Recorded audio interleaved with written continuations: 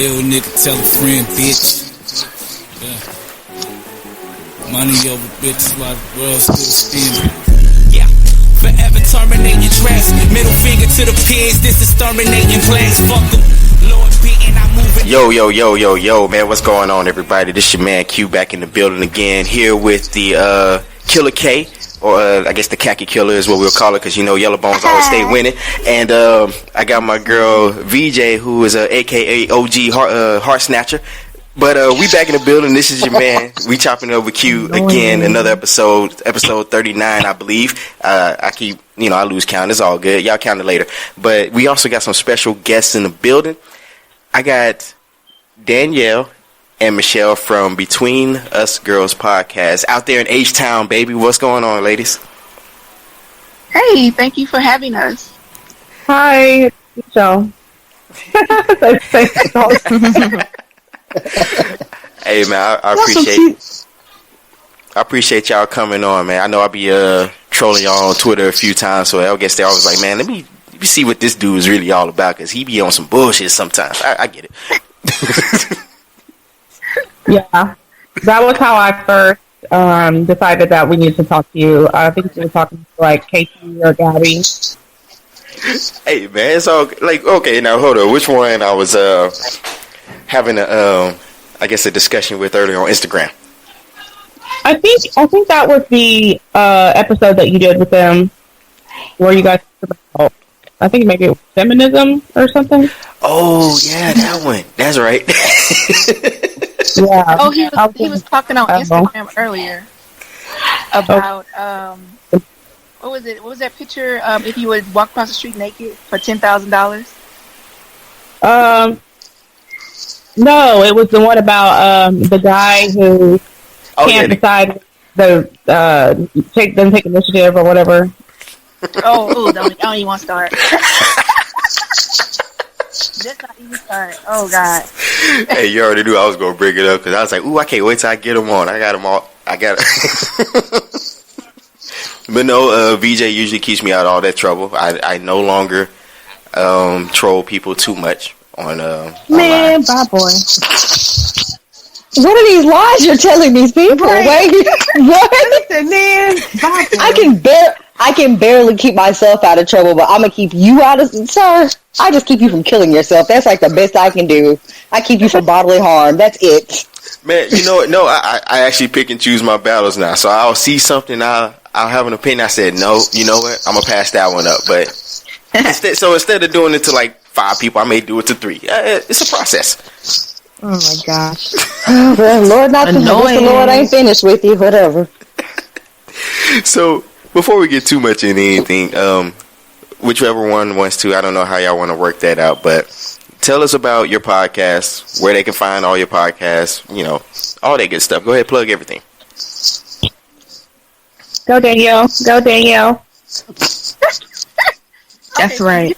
You can find us at our website, Between Us Girls the Podcast. It's where you can get the real, raw, and uncorked conversations. Every week, we just pick a topic and we go and we open up a bottle of wine, and at the end, we tell you whether that wine was good or not.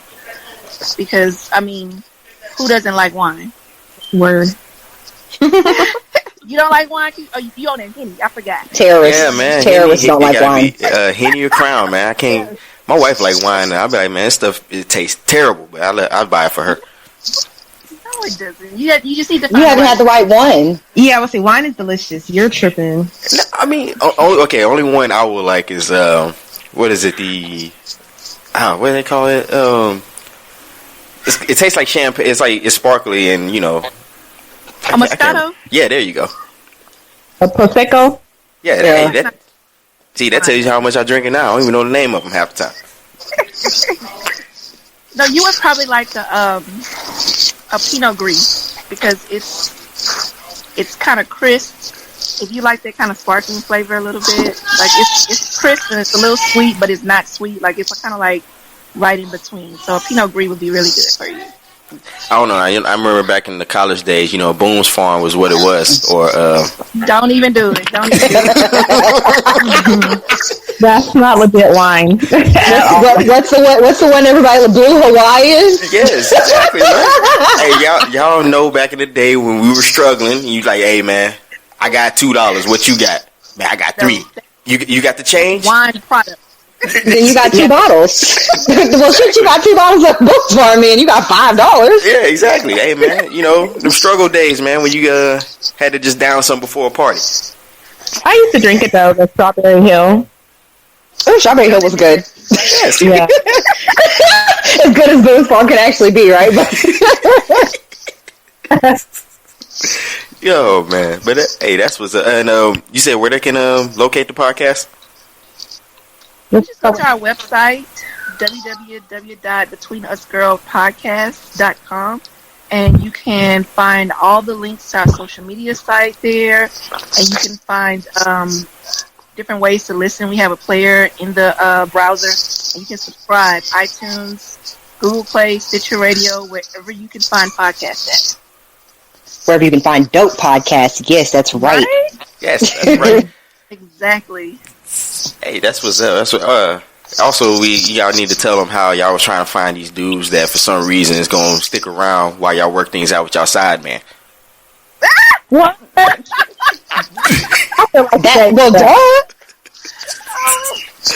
was it. Okay, so that was me. oh. Anytime you see something crazy on Twitter, that's Danielle. Because I'm like, down the edibles right now. Yeah, hey man, you know what? That's right up my alley because I always said what I shared that one meme. I don't know if I think I shared it with VJ or somebody, and it had a picture of the guy with his girl and another girl pregnant and said, "Hey, a real woman would stick by her man and his side baby." I hate people. You didn't send that to me because I would have sent you back that what is it, that gif of Rafiki throwing baby Simba off that rock. Hey man, look, and I would have captured it, me with the side baby when I get asked to babysit. That's terrible. Oh man, it was actually funny though because I think we on Talking 30 we actually talked about that. I think we made that joke that the women who are helping their dudes pay child support are the real MVPs. The MVPs of what? Stupid. So you saying you wouldn't help your man pay his child support? He ain't gonna hold. He went out and got a bill, so he need to pay it. I didn't go help him get that bill. I didn't fuck her. I wouldn't even put gas in his car. Like, really? To go see that baby. That's you, sir. You need to gas up and go see your baby. Man, see, y'all, it's a cold game, man. It's gonna be like this, because I'm all by myself. I'm the only one to defend us men's for the night. But you know what? I'm gonna try to hold it down as best I can. You not suffering, hush. I am. You don't see this scared look on my face? No, I don't. No, you're okay. Oh man, see, I'm not gonna play with you, VJ. I'm not gonna deal with this abuse that you always instill on me on this show. Not tonight. So is now a good time to tell you that I've been like putting Visine drops in your coffee every morning? That's my tummy. No. Really? That's funny. Oh my god. Oh man, see, look, they can't find nice help, man. You see how it goes? Oh, but I guess we'll go ahead roll into it since they don't want to talk about how I think ladies should also ask men out to go, for dates. But we ain't gonna talk about that. I guess. Wait, I do that. Do that. Like, I really feel like that, especially on the first date. What is the point of me courting you? Like, that's out of order. Especially if you're the one who's interested, don't sit and wait for a woman to walk up to you and be like, "Oh, I see you looking at me. Would you like to go out?" What kind of shit is that? Well, okay, I can speak to it. That's actually how a lot of my experiences went. I was just chilling and somebody sent a messenger over saying, "Hey, my homegirl like you." Okay, where's she at? Hey, my brother? No. Yeah, I mean, well, Well, no. How you need a how you need a dick liaison? Like you gotta have public relations. Hey man, they send their representative. No. But how old were you when this happened? Oh, this was all the way up to college. I didn't start actually dating until I was like, actually, when I met my wife, actually. When we just started kicking in, that's when I actually started paying for dates. Other than that, I was the dude that got brought out. You're so... I hate you. What? They did What I do? I hate you. These chicks had... So what you're saying is that these chicks had like pussy PR teams, and so they're out here setting it out via the PR team, and they're just like, okay, yeah, I'm good with that. So y'all just no dates, nothing. No, nah. Well, I ain't gonna say what I usually say because then it sounds arrogant, but nah, I didn't. Well, I'm just saying. well. I ain't gonna lie. When I was like in, I don't even know if high school count, but I was that dude that would intentionally show up to the movie late so I ain't have to pay for it. I did that before. It was fucked up. But You're dirty. Ooh, he teaching y'all niggas how to scam all summer 2017. Y'all got it. That's right, man. Female take notes so that you can't get scammed. You showed up late? Yeah, so she would pay for the tickets. So by the time he got there, she already bought the tickets. Yeah, so I'll tell her I'm on the way. I'm waiting for my ride or whatever. And she'll say, hey. She'll say, "Oh well, I'm gonna go ahead and get the tickets when you and you go ahead and come in." I said, "Okay, that's cool." Oh. So what you got on the news stories? Cause well, the news story is one that the playbook for 2017 will be coming out soon, so y'all stay tuned for that. But other than that, we're gonna get into some actual stuff that's going on. So, you were saying that y'all had men save. Well, Kayla, you saying that you had a guy saved in your phone as a free food or a free ride? No, I never said that. Uberman I do not have that. I'm not like that. I don't know. I don't do that. Okay. I don't know how people do that. That takes too much orchestrating and scheming. I don't have time for that. It's not hard. We men are naive. We believe anything you tell us. no. Well, I ain't a player, so I can't. That's too much. Man, look. I wish I had it though. I wish I had the balls and the the time to do that. Shoot, life would be so much easier. I'd be eating sushi for dinner right now. Oh wow. What about you, Michelle? You ever hustled a guy before? You probably don't. You don't. No. I'm the type where I'm like, okay, I feel like I'm going to use you, but I'm just going to tell you up front, we probably will never have a relationship, but I need this. Okay, well, at least you're honest about it. Okay, that's what's up.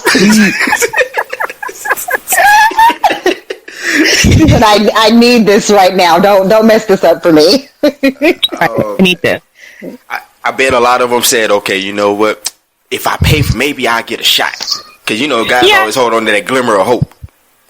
Right, that's typically what they think. So it's like, try your hardest to be like honest with stuff and be like, I don't like you. But in the back of his mind, they're like, they get in there. So that's kind of how it ends up messed up, too. It doesn't work. Okay, all right. So I guess, y'all got a little background on the ladies, and I think some of them aren't just telling the full truth, but it's okay. I understand. You gotta keep that PR up. So we're gonna roll into some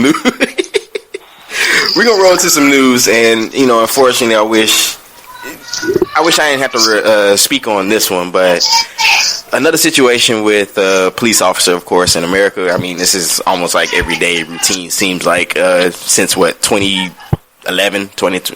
Honestly, since we've been here. But let's go ahead and roll it. So in Lansing, Illinois, there was an off-duty white cop who actually detained a black teen who allegedly was on the officer's property after the boy and the juvenile refused to follow his orders. So I'm gonna just stop you right there. I'm gonna go around the room, and how many? Y'all can even answer all at once. 'Cause I'm sure his answer is the same. Have you ever stopped to someone telling you to stop and you didn't know who the hell he was or she? No. Hell no. I would keep walking. Like, who are you talking to? I'm grown. You telling me to stop? You stop. Stop what? I'm confused. And you confusing me. I'm scared. I'm gonna keep walking. Like, what? And a white man at that telling me to stop? Hell no. What? So, I mean, I'm just saying, Michelle, what about you? Would you stop if you just see a guy or a woman come out and say, hey, you, stop? Okay, so this is like the police officer or the friend? This is the police officer giving the orders but to in the regular children. Clothes. But he's in regular clothes. He's not in uniform. Some person telling you to stop. I'll probably, I wouldn't have been near his yard because I'm scary. And I'm very paranoid, so I'm automatically like, well, do you know whose house this is? So I probably would have kept walking. Actually, what happened to me yesterday, it's not funny, but I'm going to tell you anyway. So I was driving, you know how like when there's cops in the middle of the street, they want you to stop, so they can direct traffic? Yeah. So I wasn't paying attention. He wanted me to stop, so he punched my car. Oh! But I just kept driving, so I probably would not. Yeah, okay. Wow. Shit. Punch my car. I'd have had to get out for that. Yeah, he had to see me then. I'm sorry. But then, I just kind of bump him with the vehicle. Can't be that kind of skirt. My bad. Daniel, what about you? What do you say? Well, I mean, this story, I don't really fully understand the story to begin with. It's like there were kids in the neighborhood fighting or something, right? Yeah, so allegedly there was a call that there was a fight around the corner, and even then, the young man that was actually detained went there because his friend was there, and allegedly the story was that his friend was on the property and, bloody lip and things like that, so he went over to see, what's going on with his friend, and then they proceeded to walk away, and then the cop came out and just basically started yelling at them, and then afterwards hemmed up the friend that wasn't bloody and detained him because reasons. Right. But my thing is, if the kids were walking off of his property, why continue to go after them? Like, that's white people being nosy. Mind your business. If I'm walking away from you, why do you want me to stop? I'm getting off your property. Isn't that the point, right? Why are you still following me? Why are you agitating the problem? Right. And then to not even be at work that day. You're at home. You're walking. And then did y'all hear the wife in the video saying, you came to the wrong house? Yes. Even then, he was like, get my gun. It was like, whoa. For what? What are you going to do with a gun? Are you mean to tell me that a 15-year-old kid is that dangerous? Right. You can't fight. You a grown-ass man. You can't fight a 15-year-old boy. Well, for one, no, legally you can't fight a 15-year-old. No, legally you can't, but legally, but apparently legally you can shoot them. You can't fight them, but you can shoot them. I don't know. I don't know the laws in that state. I don't know. That's not a stand your ground state, right? You can't be shooting folks because they're on your lawn. If I think I'm correct. Yeah, I don't believe Illinois is a part of it. He didn't want them to leave, right? He was telling them to stay, and they were trying to leave, and he was trying to detain them. Isn't that how it went? Well, you're not on duty. You can't detain me. Like the fuck? Right. You are a regular. Anybody can say, "Oh, I'm a cop." Like, where's your badge? Like, and exactly. And then again, if you, why go to the point of one? Yeah, you can't. I don't know if you could detain someone outside your uniform.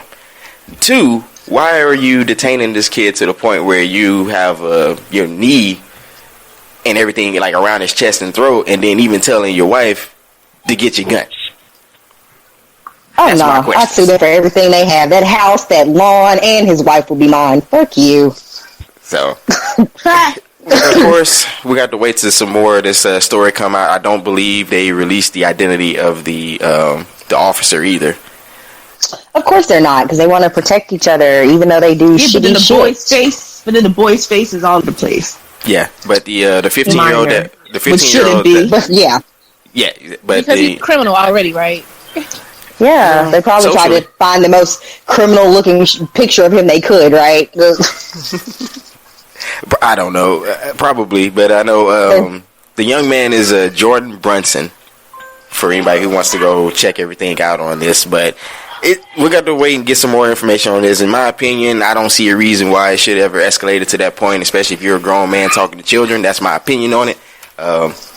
Debate somebody else in the mirror. So we'll move on. And here's another situation. So Emilia Clarke, and the people who don't know Emilia Clarke, if you're watch Game of Thrones or if you saw that terrible Terminator movie that came out last year or year before that, she was the main star in that one. So she actually gave an interview the other day to Rolling Stone. It was actually in Rolling Stone, and let's go ahead and read her quote.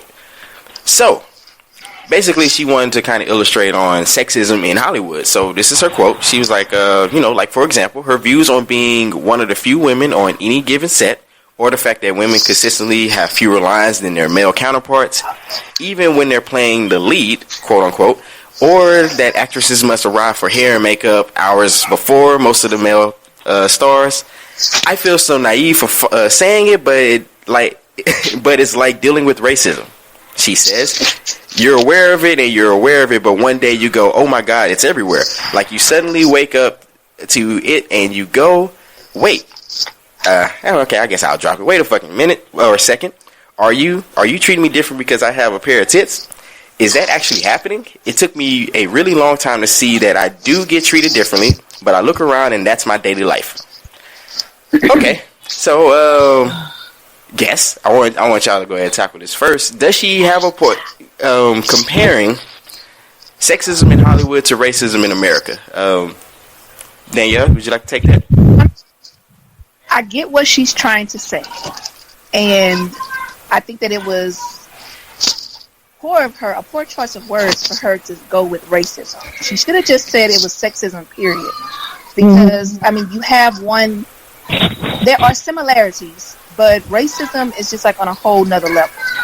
Like, I see where she's going, where she's trying to go with it, because I mean, one is it's the same thing. You're being prejudiced against somebody because of their race, or you being prejudiced because they're a woman. Mm-hmm. So I get where she's going with it, but it's not the same thing. I hate that she even said that, because I love Game of Thrones, and I can't not support Game of Thrones now. But understandable. I love it, but it's just like, why would you say that? Like, that's just a poor choice of words to me, you know. Yeah. I agree. Sorry, Danny. Mm-hmm. I was just going to say, I agree with you. I think it was a poor choice of words. I think what she probably meant was that it's kind of like you said, a prejudice against a group of people, but maybe there's a language barrier. Isn't she foreign or something? Yeah. But she speaks English. Yeah, she speaks English. Yeah. But I forget. But this is my problem. Like, I did not like that article. Okay. Because why all white women look alike when that's one thing that we cannot stand. I hate it when people at work call me by my coworker's name because we're both black girls with the same color. So I feel like, why would she do that? Like, you want to be treated one way, but then you want to do something that's complete opposite. I think it's shitty. I think she could have made a way better point if she wouldn't have been an asshole. Yeah, that's understandable. I mean, I myself have suffered from that before. I've been in places of work, and I look at it, I'm like, hey, aren't you such and such? And they're like, no, I'm this. I was like, oh, my bad. I mean, I get it. I don't know. That's off topic, though. Yeah, I was like, I don't think I can be. I'm like one of the very only few black guys there. So, I mean, I guess we kind of stick out. But, Kayla, what you say? You can't compare, and I'm tired of people trying to compare everything to racism. Every ism has its own battles. And yes, like everyone else is saying, I get where she's trying to go, where it's like, being discriminated against based on X, Y, or Z. But it's not the same. It's never the same. Stop trying to compare it. Period. It's not the same.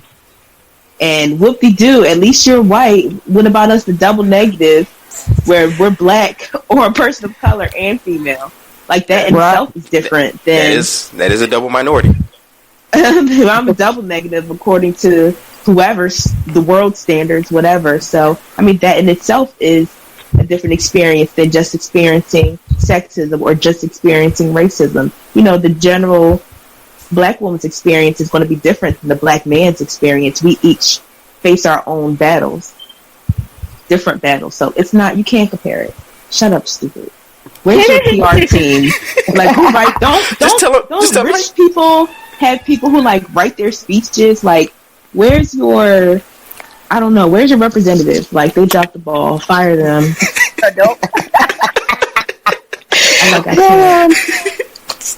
Like, you're too rich to not be resourceful. I hate. It's 2017. Like, honestly, get it together. I don't know. If I think that's.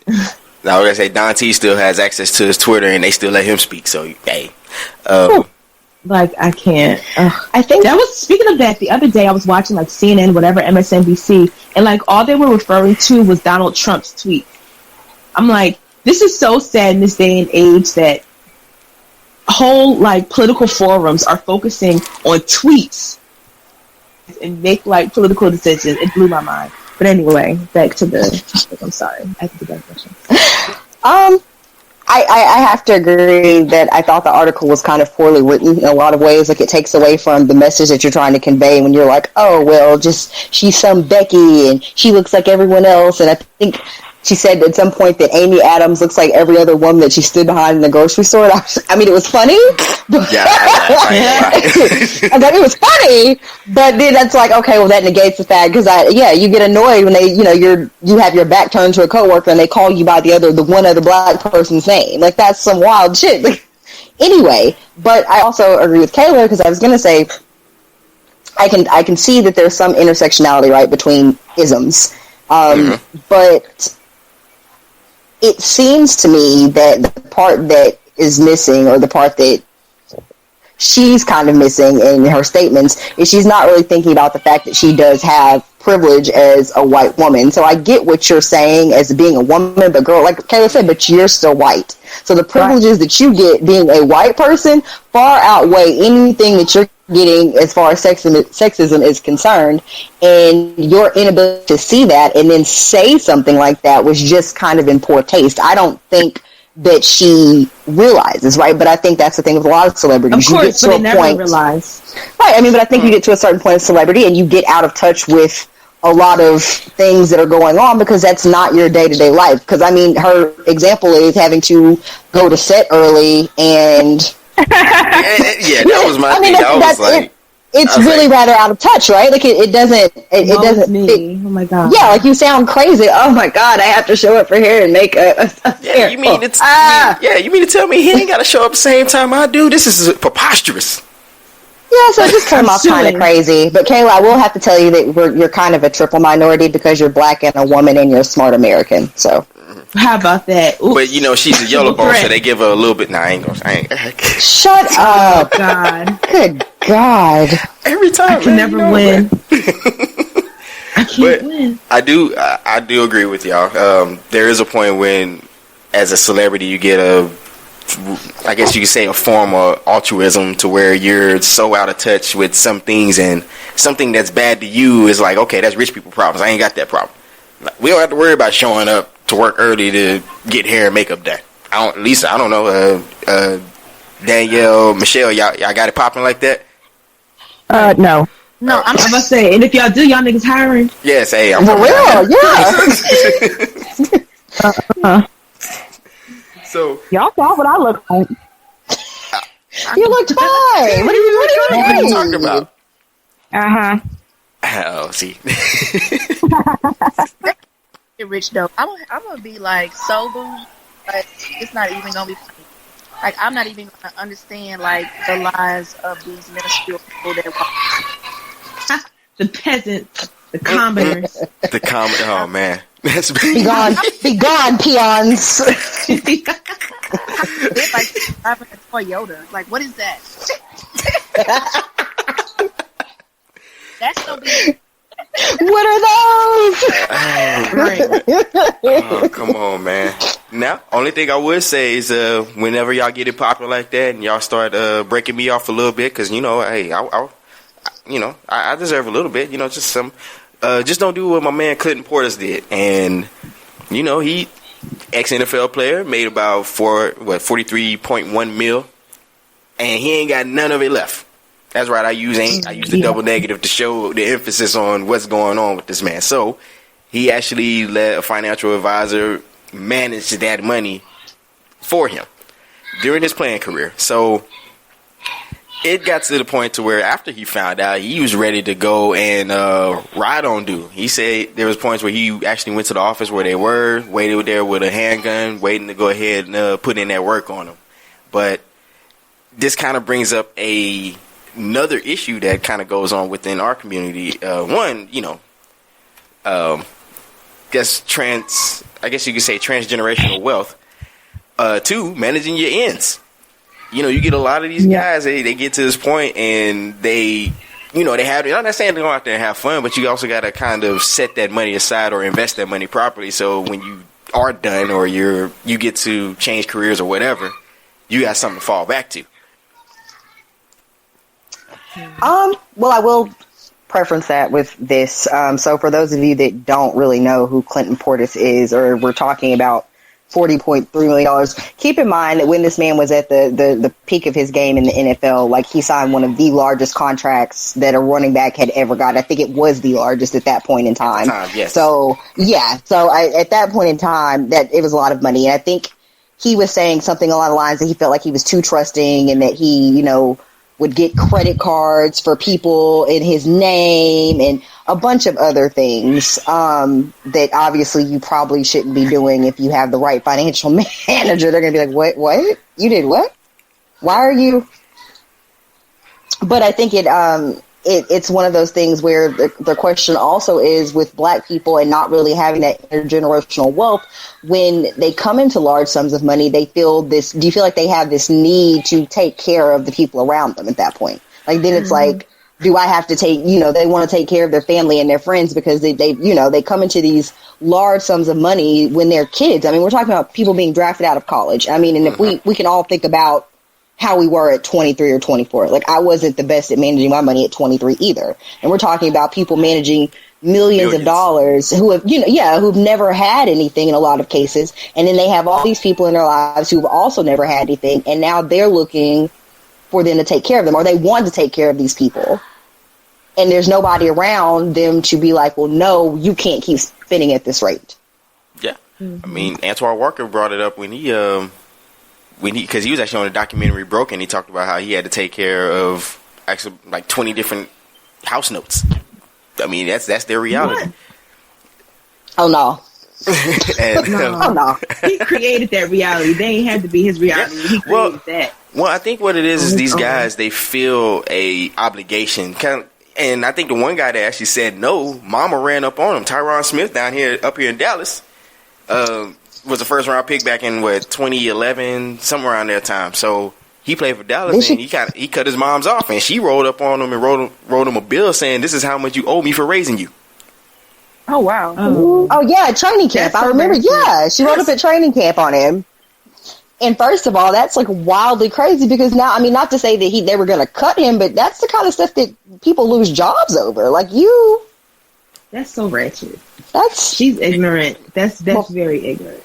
Well, let's preference this with saying if you have children, it's your job to raise them. It's not your job to then bill them for being raised. They didn't ask you to bring them into the world. The kid wasn't like, hey, would you mind raising me? That would be so cool if you could just push me out and then hang around and make sure I'm fed and taken care of for the next 18 or so years. That's not how that works. So you can't then preference and be like, hey, let me pop up with a bill because I raised you. What a crazy mess is that? Hey, man, that money made folks go crazy.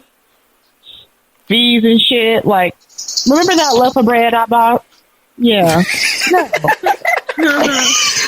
Remember that time I took you to McDonald's and let you supersize? Right? All McDonald's money I asked you had. Yeah. But wait, another problem that I had with the story, who ran tape on him on his scheme to off his advisor? He talked about it. He came out and started talking about it.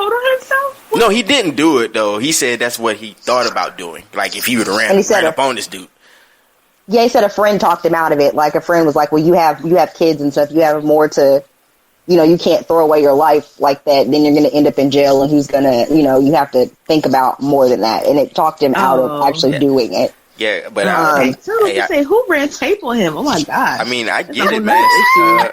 Speaking of not being able to trust people, geez. Hey, I get it. In this situation, some good old street justice would be satisfying, but right. Danielle, what you got to say? Honestly, I mean, I wish my son would try to cut me off. That's all I got to say. Hello. Well, she was probably on some ratchet. Buy this, buy that, buy this, buy that. Like, you can't. I mean, do that. There's one thing in that person taking care of you and, wanting to make sure you have a certain standard and quality of life because theirs is increased. It's a completely different thing to have an expectation and then just kind of be like, well, I run this money. Like, well, you don't. Do you? Kind of, but not really. Like, you can't be just taking somebody's money and then don't think that there's going to be any consequences. Like, I would choke. I mean, and I will look at you until like the breath comes out of your mouth. Like I want to see it. You know what I mean? Like don't mess with me like that. But I can understand how he could be on the brink of actually murdering somebody because I mean that's your livelihood. Yeah, don't mess with that. Yeah, yeah. I feel that. Hey man, I want to see Worm smoke a dude for $50. So I mean, I get it. It's also people. Exactly. But he's the one who made the choice to do all that investing, so it's like, you could have said no. Now you want to kill me? Yeah. I mean, I think it's one of those things where I think those guys get so trusting. And because I get it, at that certain point in your life, you don't really know who you can rock with or not. Everybody's kind of there to get something out of you. It just depends on what it is. So I guess he. So you assume you're. No, go ahead. Go ahead. No, I was gonna say you basically. So you think you good and you think they got your back, but in the end, nah, man. You're kind of a means to an end. It's business, and if I can swindle you, which has happened with a lot of these athletes, a lot of these guys go in and find out that guy was scheming off the top and he was putting money to the side for himself, not knowing. Because a lot of these guys don't even look at their books, which I think is very that's ignorant. But of course, a lot of them don't know about money. They don't understand. They just say, "Hey, I got money to spend." That is negligent. I'm not like that about money. I'm like, I will check my account 2 times a day. I got to know how much money I have, and I need to know. No. Yeah, but I think it's different. We're talking about a plausible sum of money here, right? Like, we're not talking about millions and millions of dollars. Because I'm like you. I'm like, I check it. Some looks crazy. I don't care if it's 3 cents, $3, $30. I'm calling and asking what it is. What is this? I don't know this. This is not. I didn't do this. What is this? But when you're talking, I mean, I'm very seriously. But when you're talking about tens, 20s, hundreds of millions of dollars, and you're not thinking that this person that I basically have on my payroll that is in charge of making sure that my money is safe and that it's being invested wisely. And then, you get an update from the person every once in a while. Okay, everything's good. Okay, well, good. You're being paid. Great. Okay. And then you look up once you've retired and there's no stream of income. And they're like, oh, well. Money. Time passes by. Like, that doesn't happen overnight. That takes years and years to happen. So what have you been doing the past 5 years? Chilling. Just living life. Not reading anything, not checking no bank statements, because here's this, of course, this is just me thinking. This is where it comes off as, I ain't gonna say predatory, but it could be that way. Because let's just be honest, you're on half of the NFL, NBA players usually came from. Let's go with the stereotypical situation. I came from the hood or something like that. They recruited me to go play ball somewhere. I ain't never seen $20,000 at once, let alone millions. So now you get these guys, and all of a sudden you go from nothing to everything. So a lot of them, and let's just be honest, a lot of even as adults who have work 9 to 5s or have regular jobs, still don't really know how to properly invest money, how to make money work for you, all these different things. We're not taught. You kind of get into the money game after the fact. And so then you pay somebody who's supposed to know what they're doing, and then they screw you over, and now you're broke because they know you don't know. I feel like when you're saying like these people that come from nothing, and maybe this is just me But I'm like, that is why I would be so intent on making sure I always have it, because I would never want to be broke again. Like, I would be like so obsessed with being rich, I would just be obsessed with it. And I think that's, yeah. Go ahead, I'm sorry. No, I'm done. The problem is, from what I see with a lot of these cases that happen, is that there's really no sort of checks and balances. Like, you have one person that's over all of your money, and they're making sure that all of your stuff is paid, and they're also paying themselves as well. So that's like way too much control over it. Like, you need to have somebody responsible for one part, somebody else responsible for the other part. Like, and then some kind of, like, I need a report every month. I need to see what's coming in, what's going out, and I need exactly. You know what I mean? Like, there seems to be just blind faith going on with this. And they're like, you have $43 million, and you just gonna trust these people to protect you when they didn't know you from when you. You know what I mean? Their interests are solely really financial in you. Mm-hmm. They don't really care about you. You know? Yeah. Exactly. Why would you even trust yourself to somebody like that? Like, I don't even get that. Mm-hmm. Man, look, people are naive for some reason, and once you get, I guess it's like getting into that game, you don't know who's your friend anymore, and that's just it's like any form of media. It's like people think they got friends, and then they realize, it's just business. But we'll go ahead and take a quick break real quick, and we're gonna come right back with a little bit more social media shenanigans, and we'll be right back.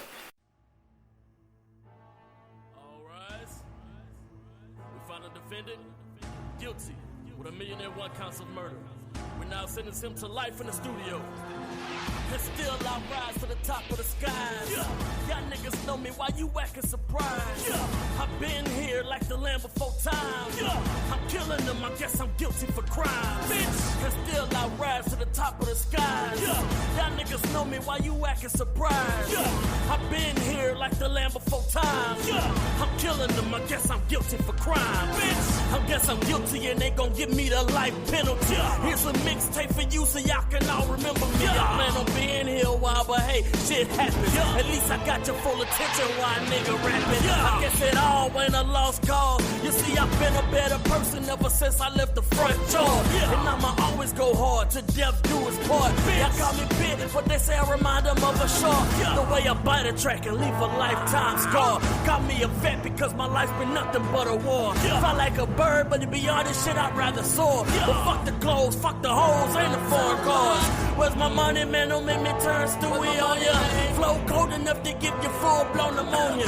Sneak a beat inside the lab, you know I'm all up on it. That's what I do, motherfuckers, ain't shit about me phony. And still I rise to the top of the skies. Y'all niggas know me, why you acting surprised? I've been here like the land before time.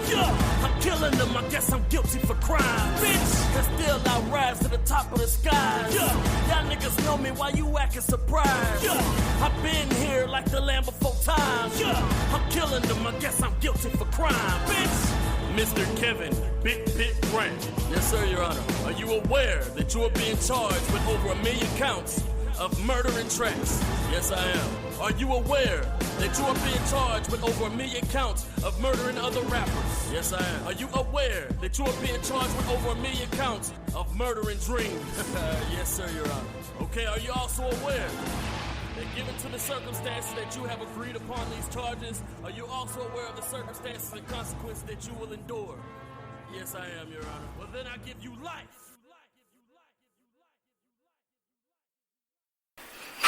Right. And we are back. What's going on, man? You back in the building. This your man Q the Great here with VJ, my girl Kayla, and we got our special guests in the building, Danielle and Michelle from the Between Us Girls podcast, and you are on the Chopping It Up with Q podcast. So we're going to come in this and we're going to talk about a little bit of shenanigans, tomfoolery, all kind of other stuff that's going on the interwebs, because for some reason people forget it exists and they decide they want to do whatever they want. So I'm going to kick it over to my girl VJ. What you got for us? A couple of things that I found interesting this week. So first and foremost, since I had a Kylie and Kendal or whatever they are calling themselves, ketchup and mustard, I don't really care. But I had a story about them last week. So they seem to keep doing things. So here's the thing. Last week it was about them, I guess, stealing designs of smaller clothing labels that are owned by, women of color. And this week we find out that the two youngest ones, the Jenners, Kendal and Kylie, released some T-shirts on their clothing line. Which would be normal, except for what they did is they basically took vintage band T-shirts, i.e. they took like Tupac and Biggie T-shirts along with, I believe it was Ozzy Osbourne and a few others, AC/DC, and I think maybe one other, but I can't remember for sure. And they imposed pictures of themselves and their initials over the shirts, and then they started selling them for $125 a piece. First of all, they sound ugly. Just the description sounds ugly. I'll have to send you the link because they are hideous. And one of them is like literally a shirt with Tupac on it, and then what's the one with all the fake Kylie, yes, the one with all the fake parts. Kylie put a whole like snapshot of an Instagram picture of her in the pool imposed over Tupac. Like and just there's no point, and then it's $125. But I will say this now: after they got a lot of outrage and backlash about it, also including from Sharon Osbourne, Ozzy Osbourne's wife, and she was like, "Y'all need to stick to what y'all know, like lip gloss." Good, that's right. Check them, Sharon. She paid them for dust. She paid them dust, but they released a statement saying that they didn't realize that it was an issue and that they were very sorry, and they pulled the line and discontinued it, and they didn't mean to offend anybody. But I think that is the issue with them. They don't take the time. They don't ever worry about offending anybody until they've done it, and they just constantly offend. So at what point do we, are we supposed to keep accepting these watered down, half-assed, half-cocked apologies from you? You just keep doing stuff. I blame Chris because he's the adult. You know what I'm saying? Like, I know they're adults now, but like, isn't she like their handler or something? She's in their handler. She's a handler.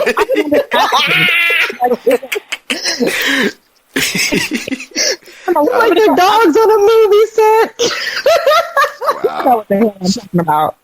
Isn't she like or something? I believe so. Yes, the momager. Yeah. Oh Lord, hold on, y'all. Sorry, okay, no problem. My daughter. Go ahead. Basically, they just let me understand this correctly. They basically did like a face swap and put their face over Tupac's body. Is that what you're saying? No, it's not even a face swap. Like, think about like the shirts they had that had like Tupac or Biggie's face on them. Mm-hmm. And then let's just say you like had that picture. Let's say you just did like an overlay or something in Photoshop, and you just drug a picture of yourself over the front of that image. Like, you didn't try to superimpose it, just kind of layered it over the top of that image in a different color.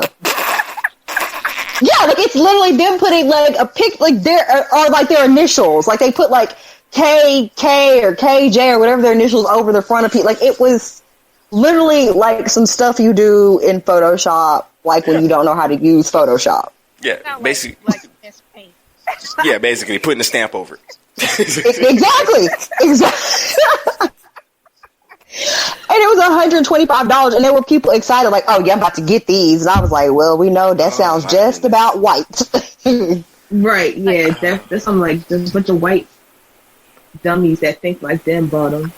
I'm not even mad at their price point though, like, because if I could get away with selling a $125 T-shirt with me superimposed over somebody, I would sure do it. I'm not a. My morals are questionable.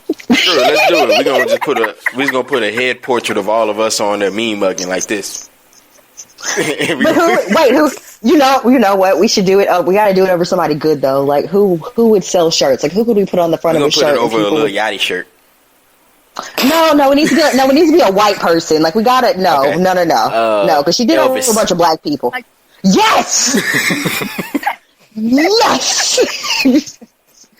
We're just gonna take a group picture and superimpose it over a picture of Elvis. Oh my God, we're about to sell so many T-shirts. When you talk about the the white posse will be out after. They'll be like, you will not disrespect the great like that. Say, Garth Brooks. That would be another one too. Well, I like Garth Brooks. Let's not do that. But you know what? If I have to sacrifice Garth Brooks in order to keep George straight, I'm fine with it. All right. I'm good. He can go. I don't love him that much. Oh, but Michelle, did you finish your thought, or you got it all out? I say that again. My connection was like, where was the? Oh, I'm sorry. Did you want to finish your thought, or did you get it all out? Oh, I don't even know what I was talking about. Like I said, you know how my kids here, my daughter was like, Mom, I have to go poop. So I don't remember. No, we're talking about your mode activated. I know that's right. We're talking about your favorite family, the Jenners / Kardashians. Oh, well, I was just saying I really kind of blame Chris because, like, she's raised them to kind of feel like they can do whatever they want, and you know, anything is available. It doesn't matter what you do. Let's make some money instead of just saying, "Hey, well, maybe this is not." Like Danielle and I were talking earlier, we were kind of joking, and we were like, "Okay, so they want us to dress like gorillas and bark like dogs. Okay, so what time should we be there?" We're just kidding. But like that's the mentality. Like, well, what do we have to do? Let's do it. Oh my God, it would be so fetch to just put our faces on top of like these, you know, iconic figures. But yes, let's do it. Who would think that's a great idea? Somebody who's not that bright. Yeah, and that's why I'm saying, where is your mom? She's supposed to be your manager. That was probably her idea. Shit. It probably that mom was standing there with. She was standing there with the cell phone, going, "You're doing amazing, sweetie." That was her. Well, shit, that was her. The meme is her. That's what she does. It doesn't matter what they do. You're doing amazing, sweetie. Because I'm gonna ask this: wasn't she the one? And I'm assuming this, but wasn't she the one that kind of told Kim to go ahead and release that tape with her and Ray J? She's the one that helped them broker the deal with Vivid. You are correct. There you go. So it's to be expected from her. She's all about the hustle. She cashing checks. She ain't not worried about it. I mean, if it's already going to go viral and go out there, you might as well make some money off of it in the process. I mean, but this isn't the first time they got into it, because I think, what was that, a couple weeks ago they got into it for her and another one. One of the Kardashian sisters get into it for ripping somebody's style, huh? Chloe, they ripped off two different clothing lines and then had the audacity to send them cease and desist letters because they were like, "Hey, y'all jacked our designs." So yeah, that's hilarious. They gets busy, and that's the thing about it. As much as I don't care for them, and I don't feel like any of them has any talent, but except for the skinny one that models. But let's be very honest here. I think honestly, at this point, their talent is fucking getting cashed in a check. Like they stay with a check. Like, so that's got to be a talent, right? Because I can't do it. So hey, this is true. So, like, I'm not doing it. So, I mean, can I really knock the hustle at this point? They do whatever it takes to keep their names relevant and keep cashing checks. So, I guess at that point, that's a full-time job. That's an occupation, really. Hey, that's facts. What else? Okay. What else do I have? Oh yes. So we'll do one more because this is kind of, I guess. This is interesting. So, our chocolate queen and amazing athlete, Serena Williams, is pregnant, obviously, and she just did an amazing cover with Vanity Fair that Annie Leibovitz shot, which was just gorgeous. But so John McEnroe, who is also a tennis great, who is known for his antics off the tennis court as well. He's been retired quite some time. Yes. So he had some comments about Serena. So here's the thing to keep in mind. John McEnroe has been asked about Serena on several occasions, and on all of these other occasions, he has had nothing but glowing and nice things to say about her, how amazing she is, what a terrific athlete she is, how dominant she is. He has a book that he's peddling, and he got his good white behind up there and was like, "Oh yeah, Serena's great, but if she was on the men's circuit, she'd be like 700th." Why is she the only tennis star being compared to men? Because all the other ones are trash because she wiped the floor over while being, a few months pregnant.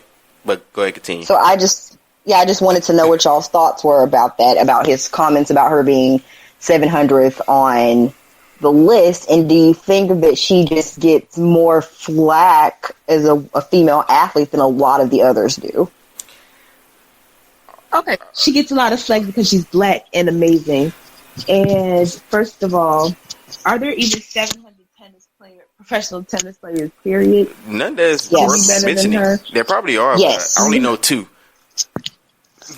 But we're talking about worldwide, right? So he's literally, so, okay. So he's a hater. Yeah, realistically speaking, he's saying that to be ranked 700th is damn near putting you at bare bones minimum of being ranked. Like that, I don't even think they actually follow rankings that low, so he's basically saying that she couldn't beat at least 1 out of 700 people when they don't even rank people that low. He's a hater. Fuck him. Danielle, what you got? Are we gonna pretend that she doesn't look manly though? Danielle. Come on, man. Oh my God. Serena is a very attractive lady. I second that, Michelle. She's beautiful, but she's strong. I mean, she has muscles. She got a strong face. I give her that.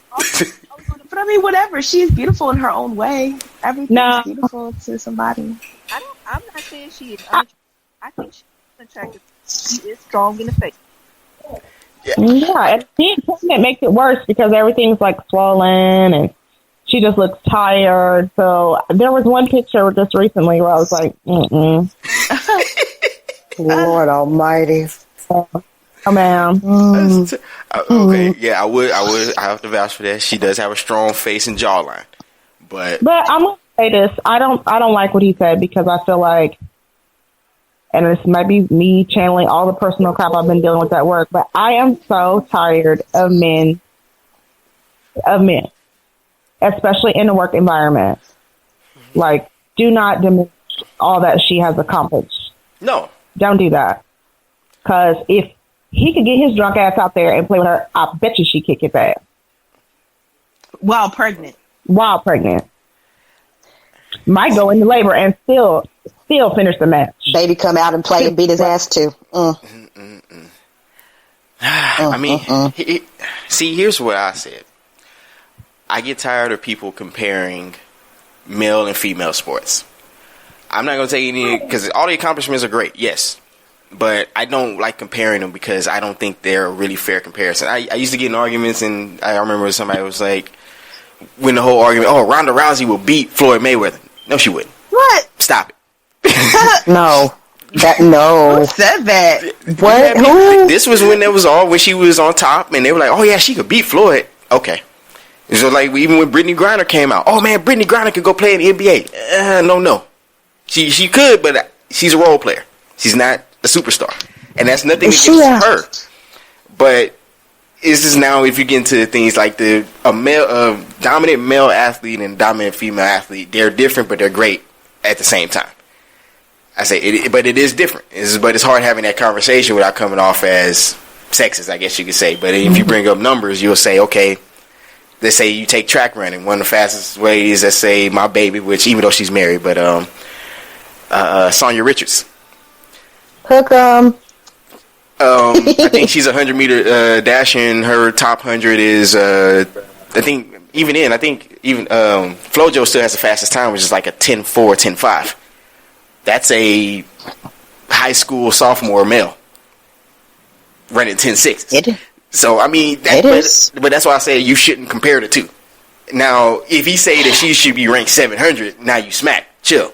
Because there's not 700 guys I can name that will be better than her. No, she will still be able to compete.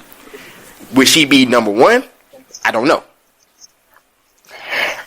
But I think a lot of it is just, it comes off as a way to diminish her accomplishments. Yes. And I think and it's unnecessary. And I think that's a lot of what it is. You don't see a lot of strong black women that are excelling in sports that, are not I mean, it just, and it, you know, she's a positive role model for girls that they can accomplish these really great things. She's, you know, she's a storied athlete. She has many accolades, more than I will ever collect doing anything in my life, and that goes for most people, including John McEnroe's old butt.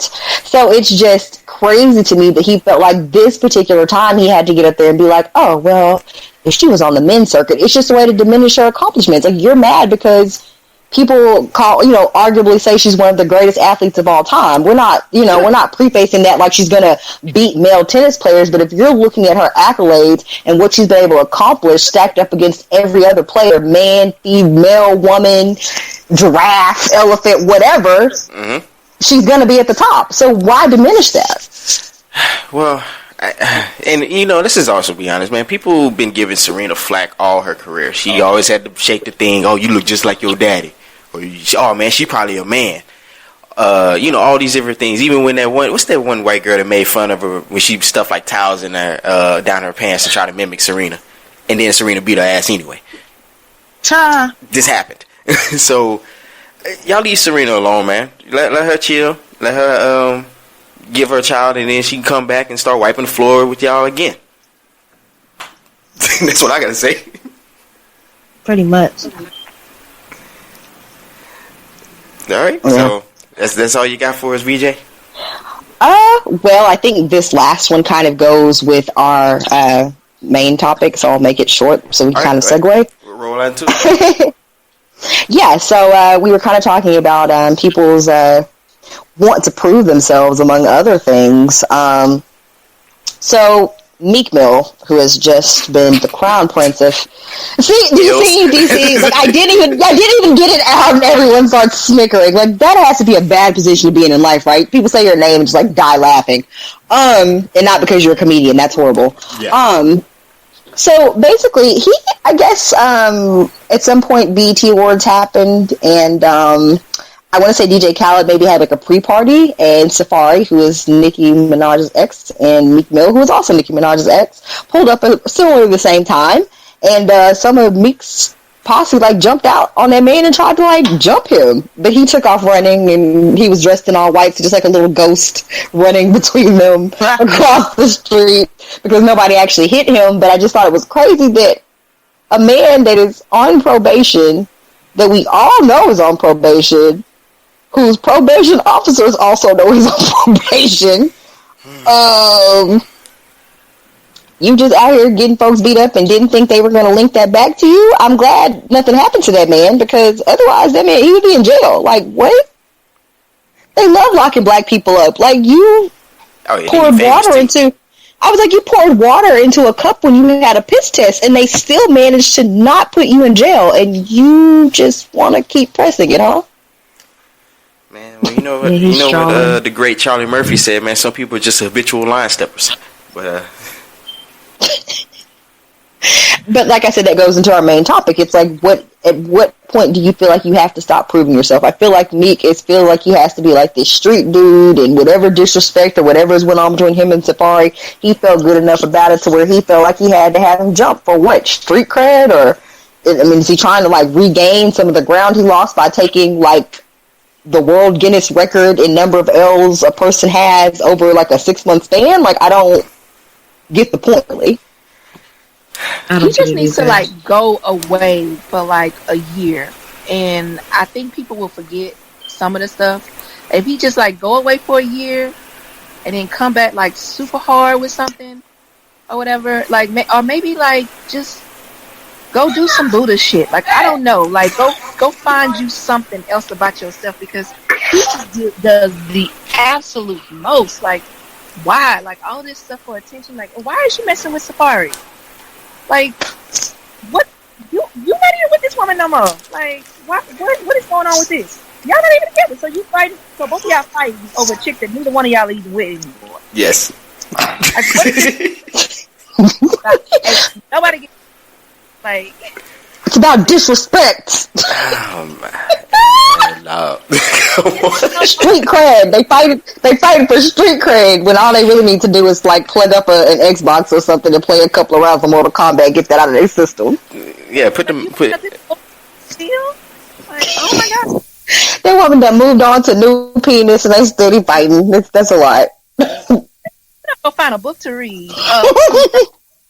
Yeah, man, she too busy getting memes made out of her flying around the world. Yeah, did y'all see that one? You bitches can't even spell blog. I ain't gonna lie. When I seen that, I said, man, the internet is, I don't know. Internet is right now, the record is like 100,000 to 0. It just keeps taking people, man. Well, let me just preface that with I don't think she can spell Prague, and she has split ends in that video. So I bet you won't. I bet you won't tweet her about it. She gonna do what me? Yep, she gonna come on. She gonna come find Meek did. I guess she gonna send Meek. She gonna pull up on you. Girl, you better stop playing. She gonna pull up on me and send Meek to jump out and take another L. Let's not do this. Right. I refuse to speak ill of her because I want her to pay my student loans just like she did somebody else. Me too. So. Well, good luck. Well, y'all got to send her those 4.0 transcripts. I'm out. Right. Never mind. Anyway, like I was saying, that bitch. Hey, I don't know. Automatically disqualified. Does grad school count?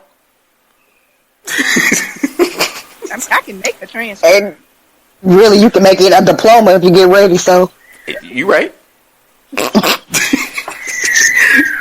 Oh man. Would y'all Nikki Minaj challenge videos? Say that again. Videos. There's a challenge for it. Yeah, they were sitting around like her and oh lord, you should come. Falling over. Oh, go do it. Falling over and it's funny. So just go look it up. Hold on, I got to go on mute again.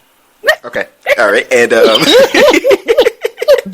don't worry, y'all. It's mommy duties. We totally understand. It happens. This is what Chopping Up with Q is about. We a little unorthodox, but we'll be all right.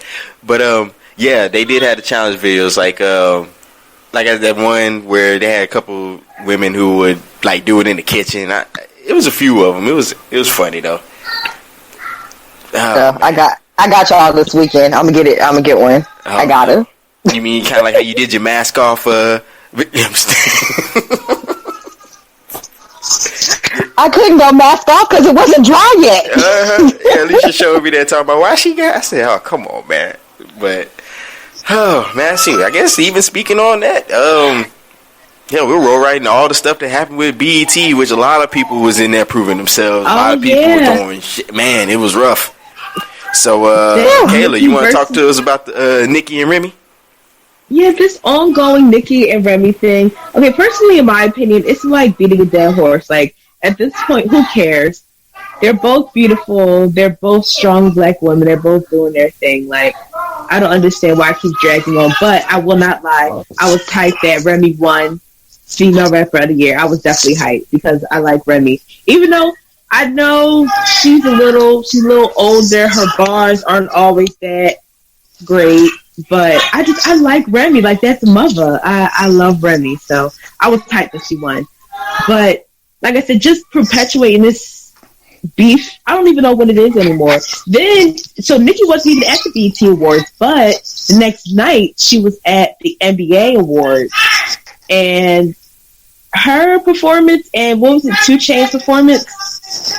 It was just weird watching it because I feel like that was just like the wrong audience to do that. Like, and then I saw a couple of like the magazines, like Complex Magazine. They were like, "Oh, Nikki performed snippets of all her Remy disses," but I'm like, yeah, to an unengaged crowd who was like wasn't enthusiastic at all, had no idea what she was talking about. Like, that crowd was silent. You could hear a pin drop, like her during her whole set. So they don't know who she is. Like, they know, but they're just like, Nicki Minaj. Like, they know because they have, like, little white children that are like, oh, yeah, I like Starships. Some of the ball... Right, and then, of course, some of the ball players, of course, they know who Nicki Minaj is. But, I mean, there are, like, coaches there and people's wives there, all these white-ass people who legit run the NBA. And it's just like, okay, this big booty bitch with a white 2-piece on and a tiara with niggas with no shirts on carrying her across the stage. Like, who is this? Who's this baboon?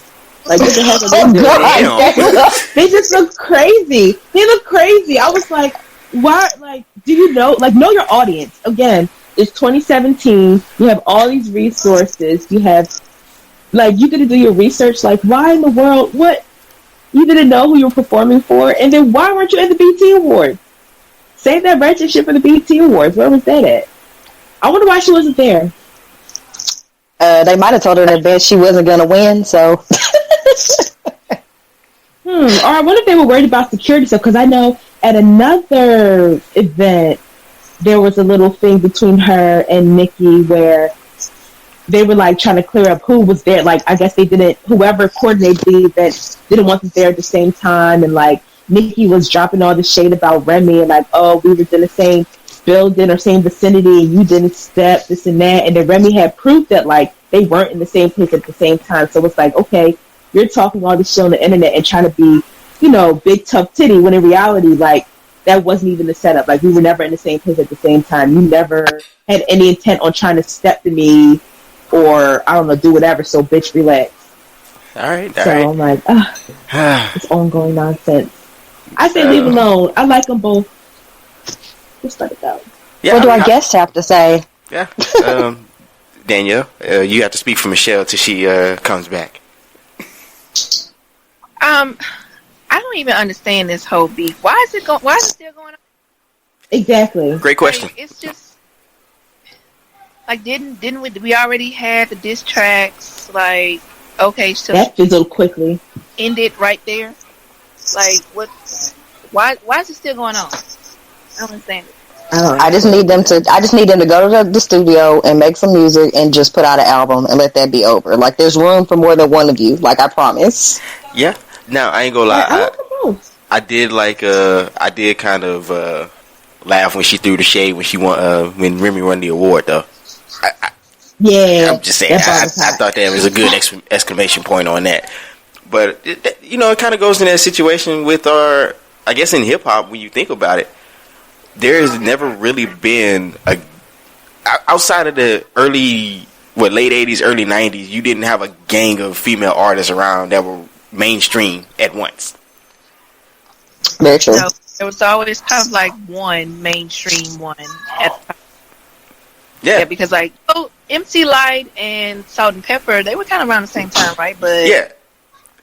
So yeah, but were they really like the same? Because like I feel like MC Lyte was a little bit more. I don't want to say. I feel like their subject matter is a little bit different. Conscious. Yeah. Yeah. I was gonna say Butch, but yeah. Oh damn. Okay. That too. Well, I was sitting there thinking like, okay, at one point you had MC Lyte was early 90s. You had Salt and Pepper. The Brat came out about 93, between 93 and 95, somewhere around there. Coming from the 6060. Latifah and Yo-Yo. Yeah, Queen Latifah, Yo-Yo. You had them, but then it's like there was a transition when you had the Lil' Kims and Foxy Browns. It was really only them two. Then you had Trina come up later, and then when it was Trina, it was Trina and who else? Oh, Lauryn Hill was, but she was not like them. I still say Lauryn Hill's the best female MC. She did forget Eve. I forgot about Eve. Yo, people be forgetting about Eve. I always wondered. Okay. I'm sorry, say that again, Danielle. I was like, at that time when like Lil' Kim and Foxy, you had like that one woman with the wine glass. What happened? Oh, she has a wine glass behind her. She's an alcoholic. Okay. Oh, we're back on mute. Man, why you gotta throw the shade at your homie like that? Get out my camera. Lord. All in my business. But you said when they had Foxy and Lil' Kim. Oh yeah, it's like there was the one woman on the team with all the guy rappers. Like she was the first lady of whatever, right? Like you had that going on. So like it was a little bit different around that time because of that. So you wouldn't have kind of like one female rapper that kind of shined, and she was on everybody else's songs as a guest and whatnot. So like it was a little bit different, I guess. in during that time. That's all I was saying. Yeah. Okay. Well, I mean, that's what I think. Okay, I would say they can go ahead in the beef, stop tripping. But I guess another beef that really got heated up was my man Joe Budden and the Migos. Actually, I think Joe Budden against that whole, was it QC? I think it's the whole group, like the publishing group or something like that. So it's Migos, Lil Yachty. It's Joe Budden against anybody who has made more than $14.57 in album sales. He need to go ahead and make an album saying Joe Budden against the world. At this point, that's what it is. It's Joe and Sin Santana against the world, because that girl goes to war no matter who the hell it is. She's the definition, baby, because Joe jumps out the window and her ass jumps right on out after her. Man, so is everybody familiar with the whole situation that went on at the red carpet? Kind of, sort of. Okay. Basically, it was in the middle of the interview, and he just dropped the mic and just walked away, like... Yeah. Well, that's the clip we saw. That's the clip. What about Michelle? You familiar? Yeah, and I gotta say, I mean, I understand how he felt, because, like, that's how I feel when I come home from work and, like, my house ain't clean. I just want to drop the mic and just walk out. Oh, man, I sound like my wife. She be ready to fight me over this stuff, but, Or, like, when we are, like, trying to do something and we can't get everybody on our show to show up at the same time, that's how I feel. So I understand what he was feeling, but I think he was rude with it. I mean, and I get it because I'm an asshole too, but there was a lot of people there. I think it was a little bit disrespectful. He's so mature, it's annoying. So annoying. Yeah. You're like 40, like grow up, please. Control your emotions. Okay. Danielle, what you got to say? And then I'll go ahead and cover the rest of allegedly what really happened.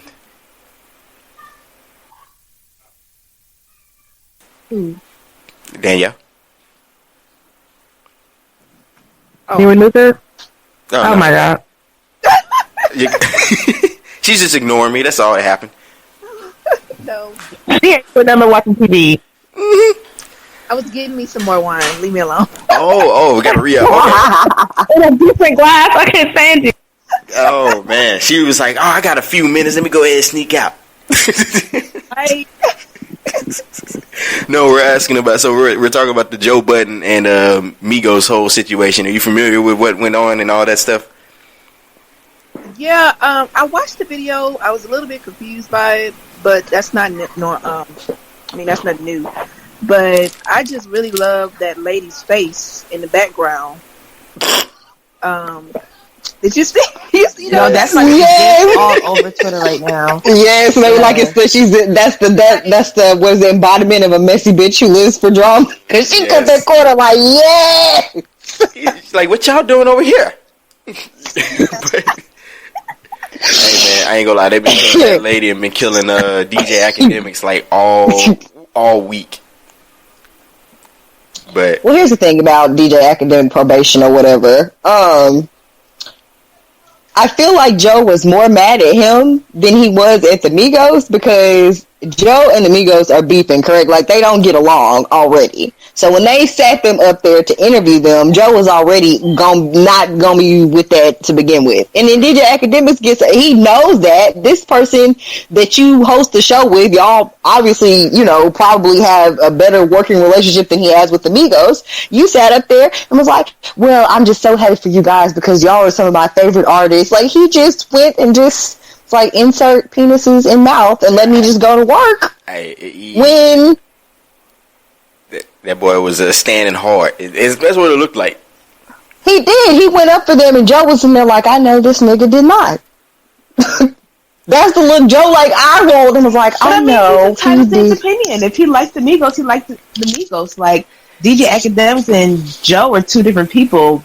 Your opinion isn't reflective of mine. Like, fuck you, I'm a grown man. I got my own opinions. I get that. It isn't, but I think you're in a professional environment, right? So I think with Joe, like, I think DJ Academics, as much as he got made fun of for it, like, he did the right thing, right? Because you're in a professional environment, on a red carpet. Just be like, oh, you guys are really great. I enjoy your music. You may not listen to one record those people ever put out, but you're supposed to be enthusiastic when you're interviewing them. And so I think Joe was just kind of like whatever, but he already had some other beef shit going on, so he wasn't really there for it. It's like, grow up. You're like twice the age of everyone on that stage. Like, grow the fuck up. See, he's the age of everybody's age put together. Honestly, like you freaking I don't think he's that like, old, up. but he okay. So here, that nigga too old to be dating 23-year-old girls. Right? Damn man. Okay, so here's the story allegedly on how all this stuff went down. So the Migos are a part of this group called QC with Yachty. Now, we all remember the one part when Budden kind of got at Yachty on the, Everyday Struggles, the show. You can't be happy every day! Yeah, that one. But, you know, and like even then when he was talking, I said, I get what he was trying to get at. His approach is just awful. I will say that. So later on, they said, shit, I don't know. But from what I was getting at, so what I saw was he said one of the dudes from QC stepped to him and said, hey, look, you don't need to talk about Yachty no more or something like that. I don't know if he ever came up on the show again. I know Ack is, standing for him too, so I don't know. So he said dude approached him and he's like, fine, I don't want to talk about, he's like, I don't want to talk about Yachty anymore. I wasn't going to talk about him anymore, so on and so forth. So they already started, that's strike one. That's okay, dude stepping to me like I'm just that dude to step to. All right, cool. Then strike two, allegedly when they were there, one, he didn't even want to interview. He said he got outvoted by Ack and the Deska, 2-1 because he didn't even want to talk to him. He said one, he never seen a good Migos interview. I agree because I was like, every time you see him, they're like real dry and kind of short, and you're like, okay, yeah, get these dudes off. Okay. Then two, he said when he went in to like greet them and everything like that, they kind of, two of them shook his hand. I think it was Takeoff and I forgot the other guy's name. And then Quavo didn't shake his hand, and he put it out there. And Quavo kind of just gave him that look like, nah, bruh. So okay, that's already two. That's like, okay, so now, and this is my thought on it, because I'm like, if we were to have any guests on this show, whenever we can start going out interviewing and all these different things, if I feel somebody is going to be disrespectful to anybody on my crew, y'all, hey, look, I ain't doing this one. We good. Don't worry about it. I don't want you here if you don't want to be here. And that's why I kind of got the idea, like when he was there, and I got the energy, because once you put that energy, we not finna fake this. I'm sorry. I mean, am I wrong there? I mean, what y'all say? I think that at some point in life that you have to grow up and be a fucking adult. Exactly. Like, regardless if you don't like somebody, you still be cordial and you still act like you have some fucking sense. Like, why do you have to act an ass out in public? Like, that's what I don't understand. I mean, I work with people every day that I don't like. I don't give a shit about them. I don't give a shit about how your day is going. I don't want to talk to you at the goddamn water cooler. But if you need some help from me, or if I have to interact with you, then, it's what do you need? How do we need to get this done? And I don't see why you can't behave the same way in your work environment, because this is your work, right? So why you got to take it like that? Because, I got beef with him, I got to let everybody know, I got to swing my nuts around or whatever, I'm not going to take this shit. Like, what the hell is this? I get that, but it is something when you get dudes in the room and you already sizing me up, and it's hard to explain. Maybe we're all just kid-like, and we approach things kid-like. I get it, but if you get dudes in the room and stuff like that, actually, it didn't go that bad the way it could have went. Because usually in situations like that, down the age, dudes is from the box. Somebody finna get it. Well, I mean, that's the thing about it. It's like you throw a tantrum at the end or whatever. I don't want to talk anymore. Let me put the microphone down. Like, what is this? What are you doing? Just end an interview and say thank you and walk off. Like, you don't need to do all that extra stuff. You causing more attention to something that need to even be there. Yeah, why are you doing this?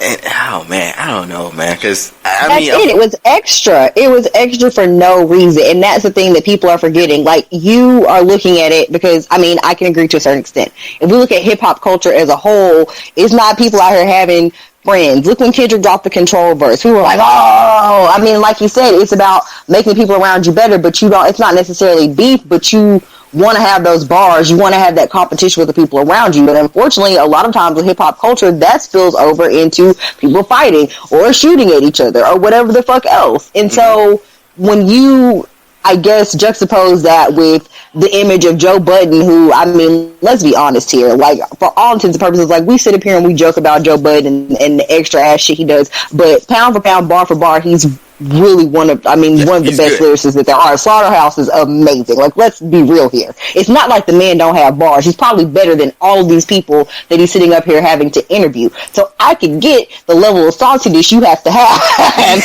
to be like, because I mean, this man is working at Complex, but he got a job. Like, he has a job, and these people got millions of dollars at their disposal, and they're way worse than he is. Yeah. And what they're doing. So I get it on a certain level, but like Danielle was saying, it's still your job. Like, you're there to do a job. Like, these people are paying you to sit up there at these award ceremonies and talk to people. So I get it, you don't like these people, but at any rate, they could have put you on the end. They put DJ Academics on, set his ass down there by them, and you could have just not said anything. Like, you didn't have to engage them. You could have just been like, oh, okay. Nodded your head and been like, okay, guys, that's all the time we have. We thank you for coming through. See, I think they would show up and do the job they're paying you to do, and then take your ass home and cash them checks. That's it. Yeah. I mean, I'm sure they would have got on. Oh, why you look like you pouting on the end? You know, it would have been something. But I mean, I get it. I do. But I also say, you know, we as ignorant men, I'll go and put it out there. We don't really settle stuff like that with other men. Not usually, especially if, hey, you're not finna out for me, nigga. That's not how it's about to go. And I mean, they even at my job, they talk about dudes that they get up and walk the fuck out of meetings like, shit, fuck you, I'm out. And, I mean, this is what happens. So, y'all real? I heard a story like, literally, they'll have dudes, and one dude, he feel like this other guy not paying attention. They say he slammed his laptop, walked the smooth out, left for the day, and came back the next day like nothing happened. Well, that's how y'all deal with stuff. Y'all get extra aggressive and have this output of ridiculousness, and then you're fine after that. But it's just, men need to learn to manage their emotions better. If that's what we're calling it, that's what we're going to go with, then men need to learn to manage emotions better and deal with it. Because the rest of us have to get out here and collect paychecks and do the job that we're getting paid to do. So Joe Budden should be held to the same standard. These people are paying you to do interviews, and you out here acting crazy for no reason. Like, just do what they're asking you to do. Exactly. Like, if you want to fight the Migos, now look, listen, when you on your own time and not on Complex's time, you could have got off camera, walked away, and when you saw the niggas be like, it's on site the next time I see you. See, I think, and let it be that. Like, you act like you don't, like, they don't know each other or like run the same circle. Somebody ran up on that man at the mall, so they obviously he has access to them. So you gotta fuck up your check to fight. Like, oh no, we fight anytime. We're not gonna fuck up this money about it. See, I think a lot of guys, and you're right. It goes off as us and dealing with our emotions in those type of situations is because a lot of us aren't willing to throw our, I guess, dignity. Would that be one thing? We're not willing to sacrifice that over somebody getting a one up on us. It's fucked up, but you know. I'm just saying. I can be honest out here. I mean, I've been there. I walked away from jobs before. Oh, you got mad and just walked off like, nah. I had look, nah, I ain't dealing with that. I walked, left. Told Alicia, I gotta get a new job. Now I have told them I was going home early. I have gotten to the argument at work and been like, look, I'm done. Like, I'm finna go before it's a problem. I'll see y'all tomorrow. And they couldn't say nothing but okay. So I'm not gonna say it doesn't happen. I'm just saying when you got cameras and law enforcement and sometimes you gotta make better decisions because this is true. I just ladies, final thoughts on all of this stuff. Michelle, we'll go with you first. Okay, I'm back. Sorry. She came in. She had Vienna sausage and she's naked. I'm not sure what's going on. I guess my final thoughts on everything are, one, Joe Budden needs to grow up because there was a better way for him to do that. Like, you could totally dismiss somebody with a smile. And I forget what else. What, Serena and John McEnroe and Remy Ma. Everybody just calm down. No need to beef. And, wait, here she comes again. Okay, bye. It was great being on. Thank you. Mommy Judy's call. Okay, Danielle, what would you like to cover for? So, basically, I've learned if you want to be a celebrity in today's culture, you just got to be extra on everything. Like, you need to put hits out on people. You need to have folks jumped out in front of the BET Awards.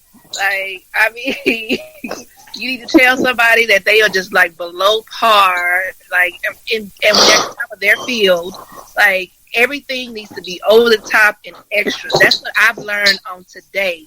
And that's where I'm going to take my life moving forward. Yeah, go out and be extra.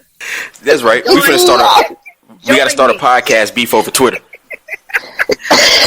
No. And fight right now. Let's do it. We need to have a beef right now. We gonna do a whole week where we gonna drop 5 episodes just talking, like, going back and forth. Be like, hold on, let me spit these bars at this. Nah, I'm stuck. I can't rap, but let me get some pen and paper first, though. Like, that's all right. We'll do spoken word too. Hey, man, hey, first of all, it's hip hop. You don't have to write your own lyrics no more. We gonna outsource. We got it. No outsource. We gonna get it. Oh man, Kayla, what about you, man? My final thoughts. Joe Budden definitely needs to grow up. Serena Williams, you're doing great, sweetie. Haters gonna hate. Remy Ma and Nikki, stop the beef, stop the nonsense. Just keep making great music. Keep being beautiful. Who else? What else was the other shenanigan? Oh, Meek and Safaree. Both of y'all relax. It's over for both of y'all. Even though I can't help but continue to fuck with Meek because that's my Philly nigga. I do like some of his music. I can't stop liking Meek. Even though he makes some sucker moves when it comes to Nikki and whatever the hell else, I can still support some of his music. I'm not going to any of his concerts. You can't rock with a dude that lost to the singing nigga. I'm sorry. You can't lose to a dude and he harmonized in his bars. That's not how it works. But man, that ain't my friend. I don't know that nigga. I just listen to some of his songs. That's like losing. That's like losing to Trey Songz. No, it's not. My goodness. I'm just Trey Songz used to be a rapper. That's like losing to Trey Songz. I'm sorry, but go ahead. And yeah, that's it. Just everyone needs to drink more water. I bet y'all, if everybody just drank more water and got like 1 more hour of rest, half these shenanigans would stop. But who am I to disregard my advice? Oh man! All right, Danielle. Since you're the lone wolf now, and Michelle is incapacitated at the moment, I totally understand. Don't worry about it, ma'am. I deal with it as well with mine. She's actually acting good right now. But tell everybody again where they can find your show and when the podcast drops, all that stuff. So you can find our show. You just go straight to our website, www.betweenusgirlspodcast.com. We drop a new episode every Tuesday, and you can find all of our social media and everywhere you can listen to the show on our website. This week we went a little bit serious and we talked about domestic violence. We had a couple women on and shared their stories, which is pretty good because it's always interesting to me to hear how somebody actually gets into a situation and how they stay in it. Like I kind of like hearing how somebody else navigates through their life, because their life, other people's lives are more interesting than mine because my life is boring as fuck. So, but anyway, go to the website, listen to the show, subscribe, and make friends with us. We'll love you, I promise. I'm lying, but whatever. Good job. promise. Right. I'm lying, but. Kayla, social medias. Oh, okay. You can find me on Twitter, where I'm most active, vitamin_KAI. Also on Snapchat, vitamin_KAI. And Instagram _killer_KAI. And if you can keep it PG, you can add me on Facebook, Kayla K. All right, VJ. You can find me on Twitter, because normally that is where I am. Sorry, guys, I didn't do any Would You Rathers this week. I am kind of swamped at work. I have to kind of earn the paycheck that they are direct depositing. Damn it! I know, man. This is nonsense. But I may have time to stick a couple in tomorrow. We'll have to see what the workload looks like. But you guys can catch me on Twitter. It's at VJ_Burton. On Snapchat, it is Meek B, MIQUEB, because, you know, my real name's actually not VJ. What? You been lying to me this whole time? What is this? What is life? I've been lied to. Surprising amount of people think it's actually BJ. They're like, what? It's not? No. But, you know, I also have an Instagram where usually there's something really stupid going on. Lately it's been, just occasional post. But, it is always Vibrant VEE, 2 E's. I don't have a Facebook, and if I did, I would not let any of you add me, because my mama and grandma look at that and y'all be really acting nuts on Facebook. So that is a no-go. So that is it,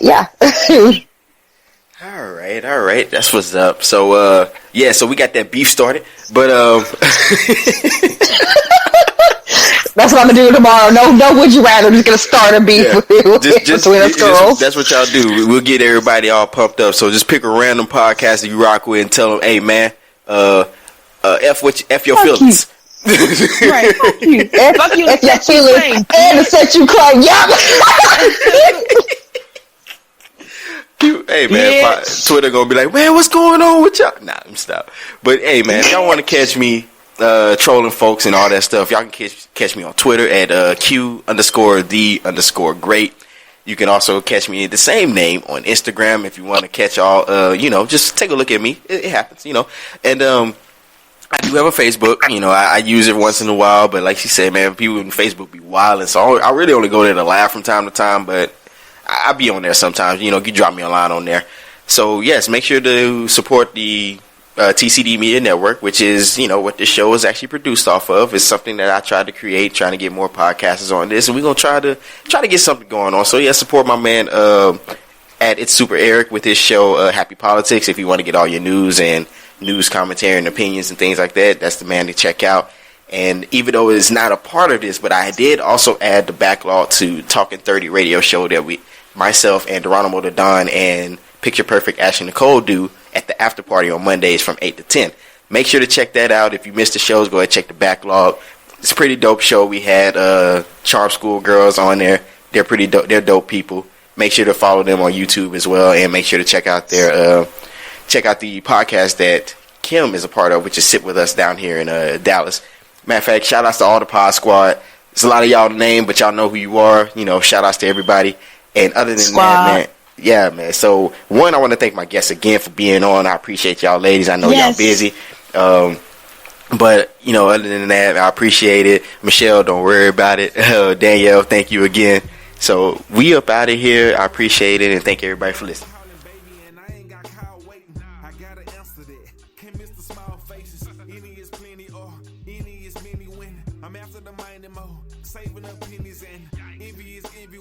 Winning is winning and beginnings are ending when talkers pretend to so.